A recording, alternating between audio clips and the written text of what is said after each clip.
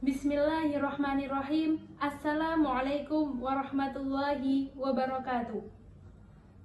Yang terhormat Ketua PAJ Fatayat Kecamatan Dolobo, yang terhormat Dewan Juri Nan Arif dan Bijaksana, yang saya hormati seluruh panitia yang berbahagia, serta hadirin dan hadirat semuanya yang dimuliakan Allah.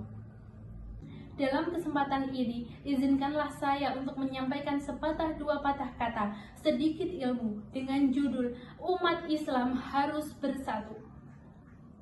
Seperti firman Allah dalam Al-Quran, Bismillahirrahmanirrahim, wa'tasimu bihablillahi jami'an wa la tafarraqu, yang artinya adalah berpeganglah kamu semuanya kepada tali agama Allah dan janganlah kamu bercerai-berai.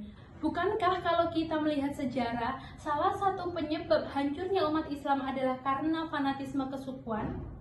Jawabannya adalah iya.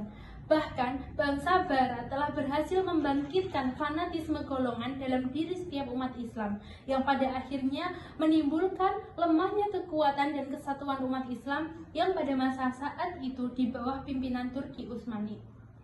Bahkan, bukankah bangsa Eropa menghancurkan bangsa Indonesia yaitu dengan politik pecah belah? Kenapa harus dengan politik pecah belah? Karena hanya dengan nyalah bangsa Indonesia mudah ditaklukkan. Filosofi Sapulidi mungkin sudah sangat representatif kita jadikan permisalan dalam persatuan dan kesatuan, di mana Sapulidi ketika ia hanya berdiri sendiri maka tidak bisa kita gunakan untuk membersihkan lantai, taman ataupun halaman.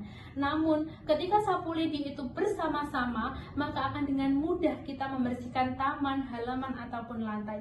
Begitulah gambaran umat Islam tentang persatuan dan kesatuan. Bahkan Nabi Muhammad SAW telah memberikan contoh kepada kita. Ketika beliau mendapati perselisihan antar golongan, beliau tidak langsung memarahi, tetapi beliau mencari sumber dari masalah tersebut, kemudian menasihatinya, dan pada akhirnya kedua belah pihak dapat menjadi damai kembali. Dikisahkan suatu ketika Rasulullah pulang dari perang, beliau membagikan harta rampasannya kepada penduduk Mekah, yang mana dikabarkan penduduk Mekah adalah mereka yang baru masuk Islam, di mana notabene imannya masih lemah.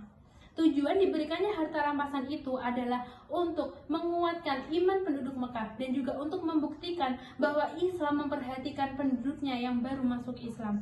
Namun melihat hal tersebut, kaum Ansor tidak setuju dengan apa yang dilakukan Rasulullah, sehingga mereka mengatakan bahwa Rasulullah berlaku tidak adil.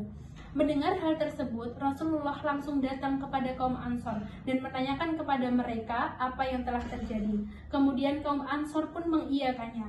Kemudian Rasulullah berkata, "Tidakkah kalian mau mereka pulang dengan harta rampasan itu dan kalian pulang bersama Rasulullah?" Kemudian kaum Ansor pun sadar dan akhirnya mereka menyesal dan meminta maaf kepada Rasulullah dan juga penduduk Makkah.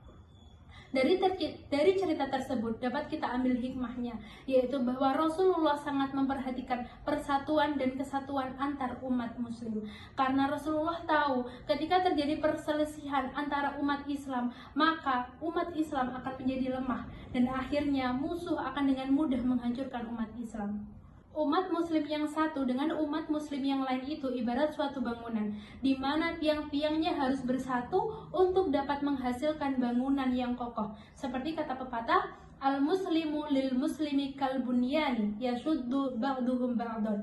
Maka dari itu, sehendaknya kita harus saling menjaga keutuhan umat beragama dan keutuhan antar suku, dengan saling menjaga silaturahmi, saling menghormati satu dengan yang lain, dan saling menjaga aib antar saudara kita.